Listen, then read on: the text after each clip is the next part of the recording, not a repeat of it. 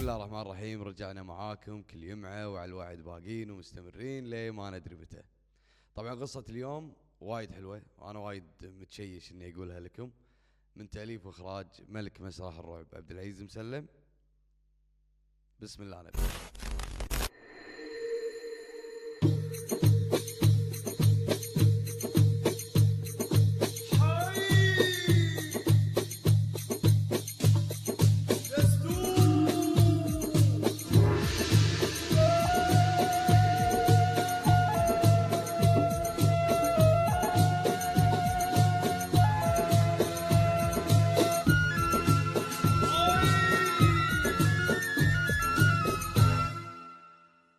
رجعنا معاكم حبايبنا واقول لكم قصة اليوم شنو. قصة اليوم طبعا تكملة من قصة انا قلتها قبل، اللي هي قصة البيت المسكون. الحين راح نكملها وراح نشوف الجزء الثاني شنو قاعد يصير ويا هالعائلة. تمام؟ ليش؟ لان في ناس طالبين الجزء الثالث، انا ما اقدر اسوي الثالث لين اسوي الثاني عشان تفهمون الاول ثاني الثالث. جاهزين؟ بسم الله نبتدي.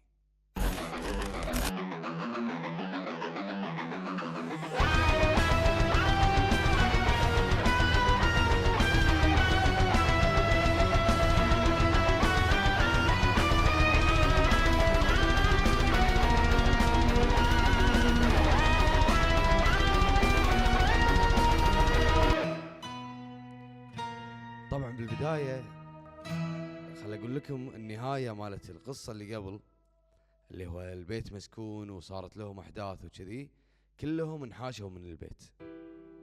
هاي الفقرة مفقودة الى الان، كلهم انحاشوا من البيت. الام قعدت هي وعيالها سبجو وعبيد عند خالتهم، والابو ما ندري وين راح، سافر. تم البيت فاضي. بعد 40 يوم راح نبدي الجزء الثاني ونعرف بعد 40 يوم هجروا البيت شنو اللي صار داخل البيت. فبسم الله الرحمن الرحيم، يتبطل باب البيت ويدش الابو. حياك يبا حياك، تو ما اسفرت وانورت، تو ما نور البيت، تو ما نورت الديره، يعني من برا هي الحين، تو ما كذا تو ما كذا. شوي ولا تدش واحده شباب مصريه، حياك الله ما حياك الله، نورتي ما نورتي، مبروك ما مبروك، عرفنا ان هذه زوجته الجديدة، نفس قصته اللي قبل. تزوج مرة لبنانية الحين مصرية. فشنو هو شاف البيت فاضي 40 يوم، قال تعال يبا خل اتزوج وارد اسكن بالبيت، ارد انوره بعد بيتي شنو. المهم وهي قال حمام وين؟ جاي يقول لها بغرفتك. وين غرفتي بهالبيت العود هذا؟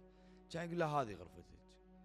فراح بيوريها الغرفة، قالت لا خلاص انا بدش بروحي وانا اعرف اضبط اموري، يمكن تلبس بتضبط الليلة، يعني كنت توهم متزوجين. المهم دشت الغرفة.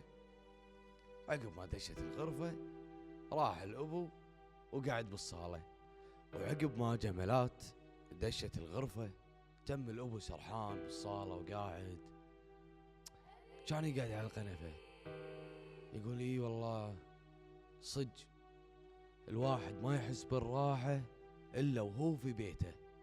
فجأة تصرخ جملات من الغرفة تطلع له وتركض يمين يسار. ايش فيك؟ تقول له بيذبحني. يقول لها منو بيذبحك؟ ايش فيك؟ تقول له يوم ما خوفني. اي وين الشوزن؟ خلاص عصب على الاخر الابو. منو هذا داش بيتي ما شنو؟ كانت تقول له يبا صرصور طلع لي بالحمام. كان الابو يعصب، تبى بغيت اموت انا، ايش كبرك مره تخافين من صرصور؟ واذا صرصور يعني عادي. البيت قديم وكان مهجور 40 يوم.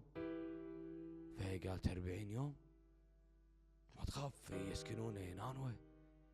كان يقول لها لا يبا شوفي، ترى الجن عايشين بعالمهم مثل ما احنا عايشين بعالمنا بالضبط. خلاص احنا الحين بيتنا وما كل العافية، صراصير هذول نشوف لهم حل وكذي. بعدين هذا البيت العود حق منو؟ حق انا وياك بروحنا.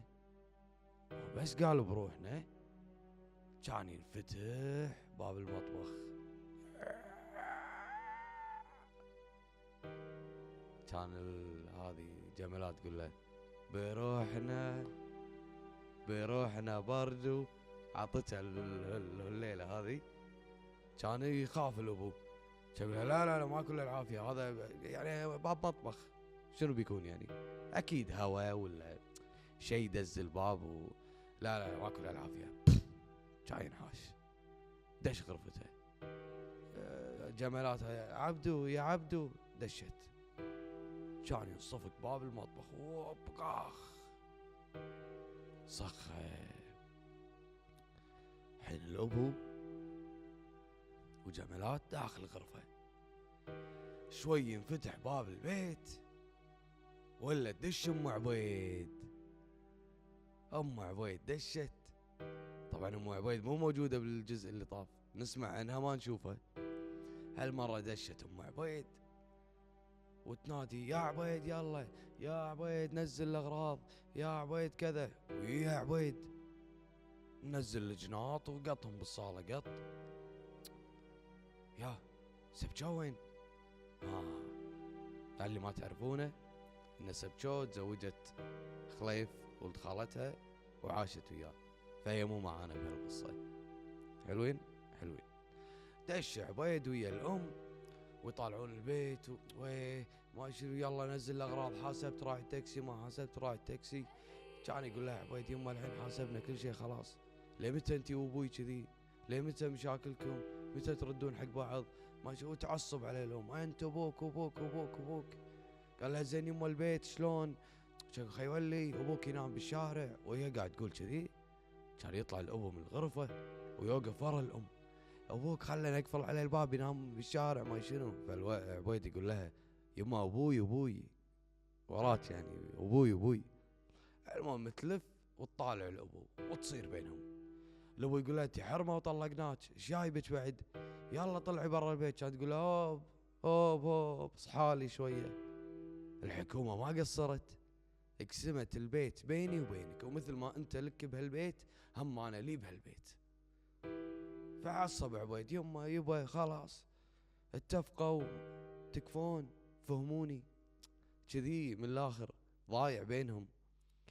فامك كذا وامك كذا، لا اسمح لي لا وانت كذا. كان عبيد يعصب وياخذ جنطته ويروح ينام، يبي ينام بغرفة ابوه، اللي الغرفة هذه اللي كل ما خاف نزل من فوق ودشها. دش الغرفة والام تقول له انت ما تدري عني وانت كذا يقول لها انت ما تلبسي حق رفيجاتك وما ادري. المهم يعني عتب متزوجين. شوي كذي هدت الامور، تعوذوا من ابليس، ولا نسمع صوت من الغرفة يا قليل الادب. سكتوا طالعون. كان يطلع عبيد من الغرفة خده احمر ماسك الجنطة. كان يروح حق امه يقول لها يما خلنا نمشي. شنو نمشي؟ وين نمشي؟ يما خلنا نمشي. ياه ايش فيك عبيد؟ ولا تطلع من الغرفة جمالات قميص نوم ومولعة الارض، طالعة كذي حيل. يا انت تزوجت علي، انت ما تيوز من سوالفك، انت كذا. صارت بين الام والابو. بعدها كان الابو يقول حق عبيد والام يبا هذه حرمتي الجديده. قال حرمت عليك عيشتك، عصبت عليه وهذا كله. فقال له يبا يا جمالات ما شنو جمالات دشي داخل. كان تقول له حاضر عينيا يا عبدو. فاهمه عبدو واه حرقوها على قطات عبدو ما عبدو. المهم دشت الغرفة. كانت تقول الأم يلي ما تستحي على وجهك، ما أخذ لي هذه ما أدري شنو كذا. طبعا الأم أكيد متزوج عليها ما يعجبها حتى لو المرة زينة. فيقول يبا أنا تزوجت ليش أدش بالحرام وليش أسوي هذا كله؟ اتزوجت على سنة الله ورسوله، بعد ما فيها شيء. بعدين انتوا وش جايبكم البيت ما شو. كانت تعصب عليهم يلا روح زين عبيد امشي فوق، ترى مثل مالك بالبيت هم لنا كذا. المهم غصبوا نفسهم يقعدون بالبيت. صعدت الام صعد عبيد قال له معلش بابا عبدو. صعدوا فوق. كان الابو يقول هي عصب ايش بيسوي الحين الابو راح المخفر. بعد ما راح المخفر صار سكون بالبيت، كان باب السرداب يتبطل ويتسكر. اوكي، في شيء غلط. شوي ولا تطلع جملات لابسه بيجامه طالعه من غرفتها: يا معلم عبدو، يا معلم عبدو. طبعا الابو ما قال لها رايح المخفر، تهاوش وياهم، تنرفز راح. المهم قالت خله قاعد، يمكن صاعد فوق، يمكن مع عبيد، يمكن شنو ما يكون. المهم قعدت بطلت الراديو، تسمع هالموسيقى الحلوة ممزجة امورها تمام. فجأة كذي يطلع بالراديو: بعد أن استمعنا إلى هذا الفاصل الموسيقي يقال تظهر الأشباح عادة بعد حلول الظلام. مثل هذا الوقت تماما. كانت تخاف هذه، تقول بسم الله الرحمن الرحيم. فالراديو يقول لها: الأشباح لا تميز إلا اللون الأبيض. كان طالع لبسه أبيض. كان يقول لها شنو؟ تستطيع الأشباح على تحريك الأشياء. كان يتبطل الباب. كانت تخاف هني. وين تروح؟ معلم عبده مو موجود، يا ربي شو اسوي؟ يوم ما ينانوه. كان تركض تصعد الطابق الثاني عند عبيد وامه. شوف ايش صار عقبها هدت الاوضاع بالبيت. تمام يا العود. كان يدش الابو وراه الضابط.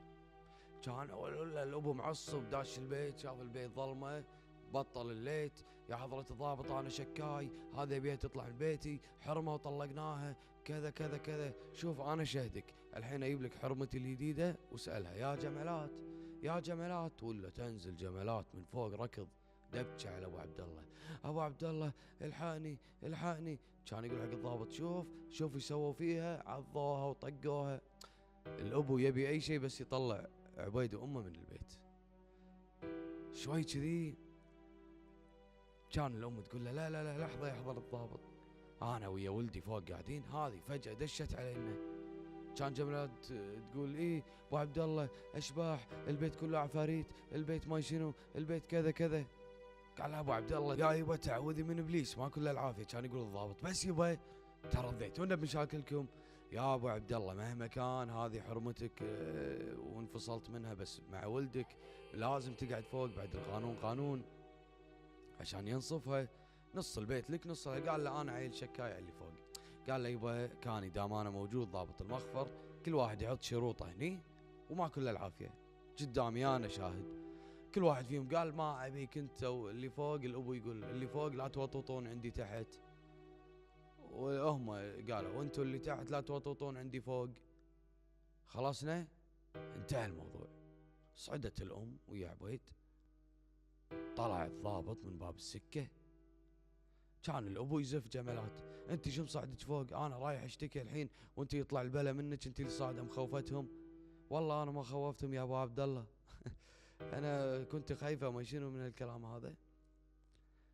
باب السكه الحين ام عبيد وعبيد صعدوا فوق، حلوين. يفتح باب السكه يدش منه واحد يشبه عبيد، بس لبسه ودشداشته لبس مغربي غريب يعني. دش عبيد اليني، انا اقول اعتقد اليني. دش عبيد اليني، يسألونه: يبا انت منو انت؟ يعني عبيد، هذا عبيد اكيد قاعد يستعبط، بس من وين نزل عبيد؟ ما في دري من برا، يمكن حطوا دري جديد. الابو قاعد يقول: قال الحق جمال خلنا نمشي معه، خلنا نشوف شو يبي. كان يقول لهم: انا ضيف وما تضيفوني. قال: يعني انت ايش تعمل عليه، ايش تشرب؟ يعني يستعبطون على ولدهم. كان يقول: ابي ماي من الحنفيه اللي بالمطبخ. تخاف جملات: يمه ما شنو كذا. كانت تروح بعيد، خاف الابو. قال: هذه جملات الظاهر شايفه شيء انا ما ادري شنو هو. ليش باب المطبخ اللي انفتح فجاه لما قاعد تسمع الراديو. شوي كان يقوم يعصب عبيد اليني. كان يروح عند المطبخ كان يقول ما تجيبوا لي ماي ها؟ كان يشرب يشرب يشرب يشرب يشرب يشرب الماي، يحذف القلاص عليهم يكسره. شوي ولا الام تصرخ فوق الحقني يا عبيد يا عبيد. وعبيد تحت هذا اللي يني يقول له حاضر يمه. يقوم يطلع ما يصعد لها فوق، يطلع من باب السكه، تسكر باب السكه، كان ينزل عبيد من فوق ياه، ولبس ثاني بلبس الدشداشه مالته القصيره. شلون كذي الحين؟ نزل نزل نزل، وهم قاعد يطالعون الجملات والابو. شنو هذا؟ انت شلون جيت من هني جيت من هني وجيت من هني؟ ما يدري ايش السالفه، نازل من فوق هو. كان يطلع برا بينادي الضابط. يا عبيد لما شاف الابو اخترع. الابو لما شاف عبيد طلع من هني ونزل من هني اخترع. ايش فيهم مخترعين من بعض؟ اخترعوا من بعض. كان يطلع عبيد من باب البيت، تم الابو ها شلون هذا هني وهذا هني وهذا هني. شوي كذي ولا يدش الضابط ويا عبيد، ولا عبيد اساسا نازل من فوق يبي يروح يجيب الضابط. دش الضابط ايش صاير ما شنو؟ كان عبيد يقول كاهو كاهو، والام نزلت من فوق تقول له حسبي الله ونعم الوكيل فيك. تقول حق الابو، الابو يقول لها ليش شنو صاير ايش فيكم؟ يقول الام تقول الحين ابطل باب حمام شقتي القاك داخل. فطالع يلا عاد وانت عبيد نازل لي من فوق بدشداشه يعني بتخرعنا ما شنو كذا كذا. خرعت المره. كان يروح يدش الابو الغرفه حق جملات. اخترعت. شوي وهم قاعد يكلمون الضابط الام وعبيد، كان يسمعون صوت الابو فوق قاعد ينادي يا الحين الابو هني ولا هني. كان يصعدون مع الضابط. فالابو طلع من غرفته وهو جملات يقول وين رايحين انتم بعد؟ يقول سمعنا صوتك فوق نبي نروح لك. ياه ايش موضوع ما شلون سمعوا صوت. المهم ان الضابط لازم يتاكد من شنو مصدر الصوت هذا اللي فوق. المهم اول ما صعد دش الضابط، دشت ام عبيد الطابق الثاني، دش عبيد الطابق الثاني، ولا عبيد يطلع من المطبخ حق جملات، والابو طالع بلبس ثاني بيده بريج. كان يطالعهم كان يحذف عليهم البريج ويروح يدش. ينوا هذولا شنو هذا؟ دش حذف هذا وطلع. كان يقوم بسرعة الابو يطقطق على الباب، حذف الابريج. كان يقوم عبيد هذا لابس لبس غريب كان يدش الغرفة. كان يتسكر الباب. قاموا الابو والجمالات يطقطقون عليه الباب، طق طق طق طق طق يفتح الباب. يا عبيد افتح الباب يا عبيد افتح الباب. كان عبيد ينزل من فوق. شنو هذا؟ نزل كان يقول لهم ايش فيكم؟ يقول نبي عبيد يفتح الباب. يا عماي كان يخترعون عبيد ما عبيد. كان الابو يروح ويدش الغرفة. كان يصك الباب. جمالات تبي تلحقها ما قدرت. جمالات تقول له وخر عني انت ملبوس ماشي. كان تنزل الام ايش فيك ما فيك؟ كان تقول له انت كم ولد عندك من هذا؟ عندي واحد. شنو ماكينه تفريخ انا واحد هذا ولدي بس هذا هو. كانت تخاف. كان ينزل الضابط. كانت تقول حق الضابط ترى عبيد ماسك ابو عبيد ماسك عبيد داخل الغرفه. الضابط يطالع عبيد يقول له انت هني ولا انا؟ يقول ما ادري اعتقد بالغرفه. شنو الينون هذا؟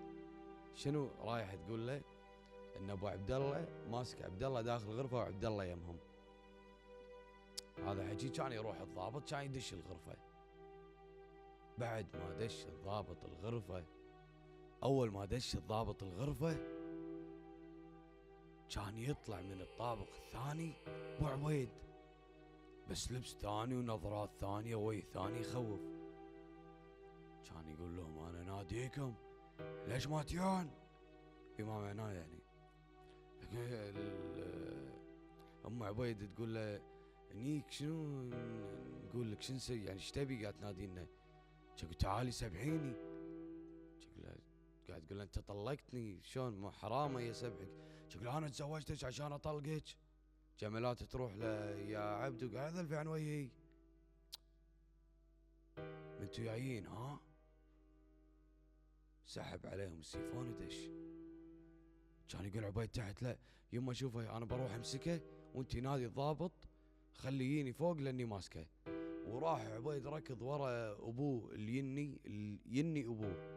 عقب ما دش الطابق الثاني يبي يمسكه، طلع الضابط ويا الابو من الغرفه. جمالات خايفه، شافت الابو فوق والحين قاعد تشوفه تحت عادي. الام خايفه، فالام قاعد تبكي وجمالات منهاره. ايش فيكم؟ ايش صاير؟ كان الام تقول له روح ترى انت عبيد ماسكك فوق. شلون الحين؟ عبيد ابوه بيذبحه فوق. ابوه الضابط يقول شنو الفوضى؟ قال شوفوا انتم يا العائله هذه، ان دقيتوا علي مره ثانيه ترى فيها ازعاج سلطات، انا ماني قاعد لكم هني فوضى. كان يمشي الضابط. طلع الضابط ولا عبيد يصرخ فوق: يمه لحقيني، يمه ابوي بيذبحني فوق. المهم كان الام تصعد: تكفى تعال وعبد الله تعال، ترى هذول صج كذا كذا. يصعد وعبد الله كانت تمسكه جمالات، كانت تقول له لا تصعد، هذول جن انا شايفتهم انا كذا. كان ام عبيد تطلع من الطابق الثاني تصرخ تقول مو لاقيته، وتصير لويه بالبيت ويفركشون والعموم ينحاش. البيت فضى. عقب ما فضى البيت يان الليل حلوين. بالليل يتبطل باب السكة ولا ابو عبيد وجمالات قاعد يطلعون، ما في نانوة، جاي يدشون مو عارفين وين يروحون. فالجمالات تقول ابو عبد الله شوف فندق، لازم ننام برا البيت. فقال لها ها فندق؟ الحين وين نلاقي فنادق؟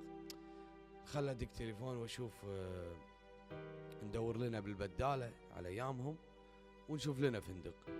اول ما رفع التليفون سمعوا شنو سمع. سكتي يا وخيتي، اقول لك من الخوف الحاشة وركض. يتناهم شوية اللي سويناه فيهم البارح، اكيد عقب هالخرعة ما راح يردون ويصير البيت لي بروحي. بعد ما سمع هالجملة كان يسوي كذي.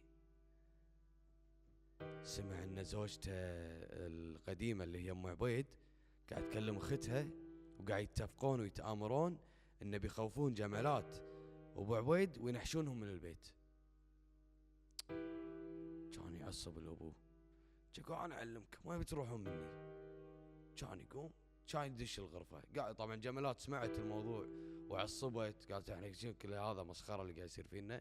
المهم راحوا ودشوا الغرفة. اول ما دشوا الغرفة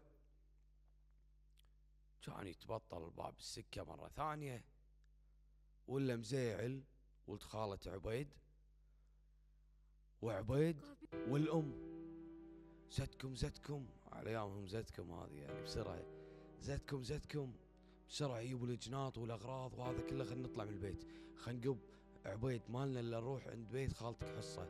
يقول لها عبيد يما خالتي حصة كلها تشمت فينا، ما عندنا بيت ما عندنا مكان. يا ما عليه ولا البهذله اللي قاعد تصير فينا هني. وهم فوق راحوا فوق ياخذون الاغراض، ولا الام رايحه بتدق على الدريول علشان يلا تعال هني اصفط شيل الاغراض بنروح بيت حصة اختها. رفعت التليفون: أفعلك بس يا جماعة، شلون ما يحاشوا شوية اللي سوينا فيهم البارح من الخوف نحاشركم. صدقيني يا جمالات عقب الخرعة ما يردون البيت وبيصير البيت لنا بروحنا. ولا تسمع هالكلام هذا. سمعت الابو يكلم جمالات ويقول انا بخوفهم من البيت وانا بطلعهم، نفس الكلام اللي الابو سمعه بس العكس، هي سمعته منهم. كان توقف وتعصب، كان تقول له هين بشوف الحين منو بالبيت، يا انا يا انت. صعدت فوق شوي البيت قام العنان تزيد فيه، كنا الشر قام يزيد بهالبيت. اختفوا ماكو واحد. شوي ولا طلعت جمالات من غرفة النوم، رايحة وين؟ رايحة المطبخ. خلاص عرفت السوالف اللي بتطلع كلها من عبيد وأمه، وعارفة التكنيك شنو.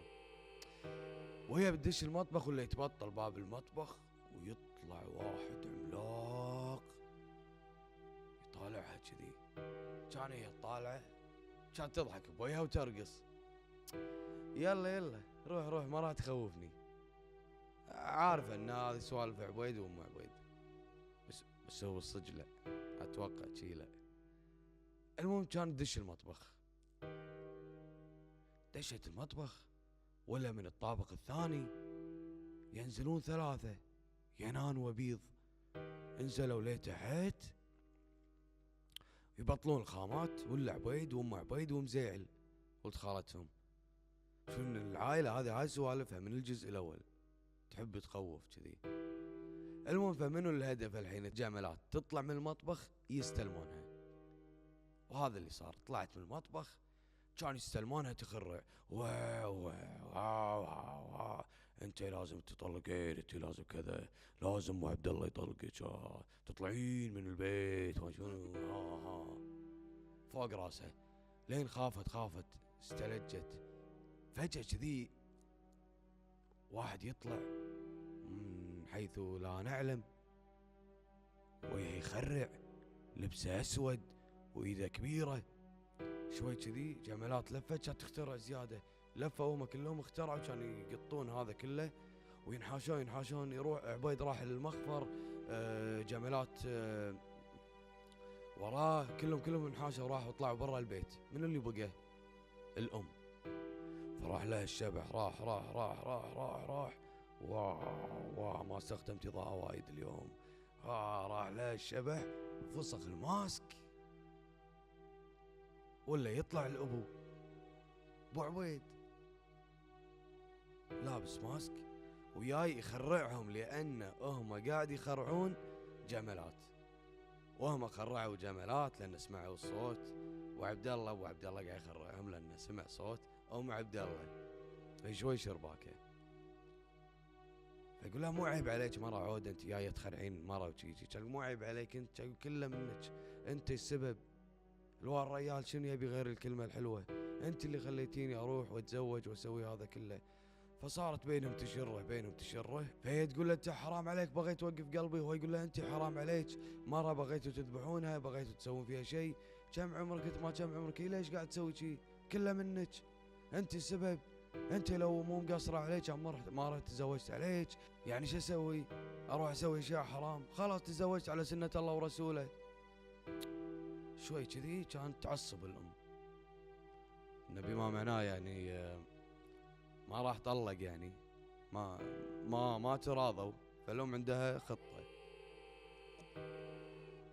راحت عند التليفون، كانت ترفع التليفون تسوي روحها تدق، كانت تكلم الو هلا حبيبي شلونك؟ كان الابو يقول منو هذا اللي قاعد تكلمينه؟ منو؟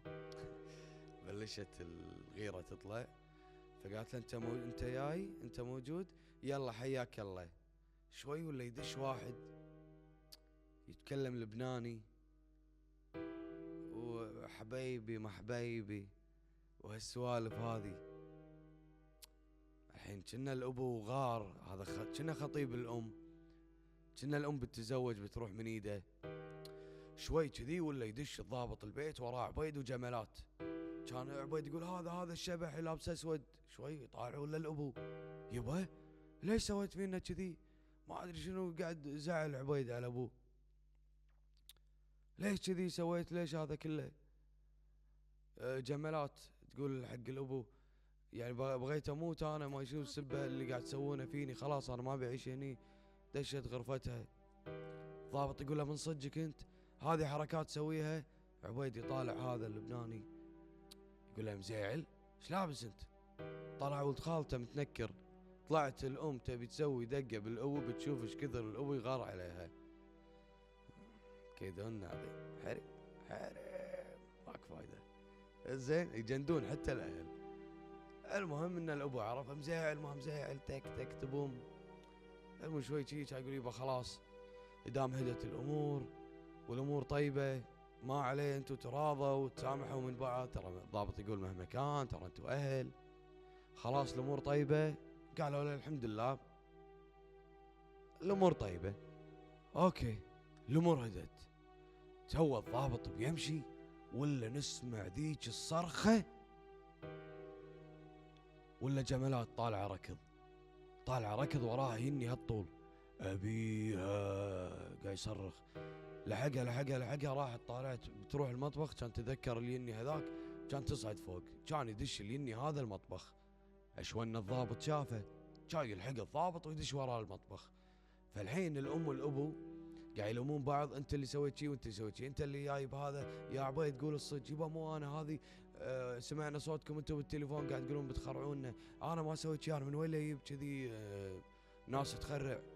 فمعلت اياها ما كان يطلع الضابط كان يقول ها يا حضرة الضابط ايش صار؟ اختفى. يا حضرة الضابط قدامك دش يقول ادري قدامي دش اختفى ما ادري وين راح. فجأة تصرخ جمالات من فوق نازلة سلايد نازلة ركض نزلت قول كاو فوق كلهم طالعوا فوق ولا يطلع وراها من المطبخ ابيها. فوضى بالبيت قاموا ينحاشوا قاموا يزيدون الينانوة كذا كذا كذا كذا كلهم راحوا خشوا فجأة هوبا فجأة كذي عبيد منسدح بالصالة بروحه. اختفوا الينانوة اختفوا العالم. شوي قاموا يطلعون الابو جملات ما يمنوا طلعوا شافوا عبيد قوم. الشرطي يقول نطلب الاسعاف ما ادري شنو شي كان يقول مزعل ولد خالته لا يبله هذا اكيد انسكن نجيب له واحد يقرا عليه. وعقب ما سووا الزار والطيران والسوالف هذه مالت الينانوة عرفوا ان عبيد ساكنين 3 ينانوة. اول يني قال انا ماني طالع الا لما ابو عبد الله يرد ام عبد الله على ذمته اطلع من الولد. كان الابو يقول ها فعبد يقول يبا الحقني كذا. قال يبا خلاص قال له خلاص اللي تامر فيه بس اطلع من ولدي يا ام عبيد ترى رديتي على ذمتي. خلاص صدق ما شو استانسوا شويه. كان الولد يسوي فجأة واحد يقول منو انت؟ شنو يبي؟ هذا مو اللي تو كلمنا. قال انا الثاني ايش تبي الثاني؟ شنو طلباتك؟ قال ابو عبد الله يطلق جملات. قال له تخسي الا انت والله ما طلقها. والولد يبا طلقها اقول لك طلقي كذي يعني. فما رضى لا كان ام عبد الله طبعا تدور الشارع ام عبد الله شو كيدهن لا ننسى. راحت لك قالت ابو عبد الله طلق جملات عشان ولدنا عشان الولد مو عشان انا غيرانه وميته نار. عشان الولد عشان مصلحة ولدنا. زين. والام يعني منكسرة على الولد بنفس الوقت صدق يعني. فقال لها يا ام عبد الله ما يصير ماكو يعني مو عدالة صراحة طلقها. كانت تروح ام عبد الله كانت تروح حق جملات دشت مع جملات. فقاعد يقول الابو عصب لا دام شي طلبات ودنيا انا بدق على الاسعاف. فالابو يكلم التليفون يعني ماسك التليفون يبي يكلم الاسعاف. عبيد يكلم هذا شيخ دين ويتناغزون ويا بعض. شكل الابو طالعهم الابو شي ولا تطلع جملات وراه الام. كان ام عبيد تقول يا ابو عبيد ترى جملات وافقت على الطلاق. ارتفع جوها ام عبيد. فجملات تقول له ابو عبد الله الحركات اللي يسويها. طلقني طلقني يا ابو عبد الله. قال لها موافقة؟ قالت له موافقة. قال لها روحي يا جملات وانتي طالق. آه بجت جملات شوي كذي يتبطل باب السرداب ويطلع منه ذاك اليني العود. شافهم كذي كان يروح المكان الثاني ويدش المطبخ. المهم الخرع مزيع شال اللحية وشال هذا كله. عبيد قام ما في شيء، كلهم ردوا طبيعيين. فجأة الأبو عرف ان سالفة انه ملبوس وشيخ دين مزيعل كلها كذب عبيد مألفها عشان يبي امه ترد حق ابوه ويطلق هذه جملات. فالحين انكشف عبيد. فقام يصير شنو الحين؟ العتب قام يطلع من الام والابو على عبيد. الحين الام والابو تراضوا خلاص، توهم متراضين، مستحيل يتهاوشون، توهم رادين بذمة بعض. فصار كله عند عبيد، انت السبب، انت كذا انت كذا. فيقولون عبيد مو انا عيل منو؟ فيقول ماكو غيره. انا لما ادرس اشوف اشياء تخطرف قدامي، ليت يتسكر، ليت يتبطل، ماكو غيرهم. فقالوا له شنو؟ كان يقول البيت اكيد مسكون.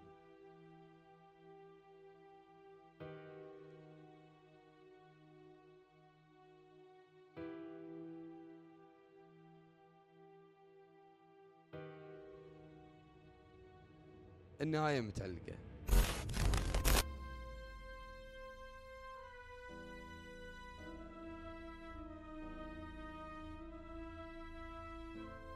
ذا اند. خلصنا قصة اليوم، ان شاء الله تكون عجبتكم. اذا عجبتكم دزوها حق ربعكم. ان شاء الله الجزء الثالث نطروا عليه كم حلقة حلوة قدام، راح اقول لكم الجزء الثالث. وبالنسبة للناس للمرة الثانية اللي يطلبون مسرحية الطابق الثاني او مسرحية المهمة الصعبة، ما للحين ما نزلوا.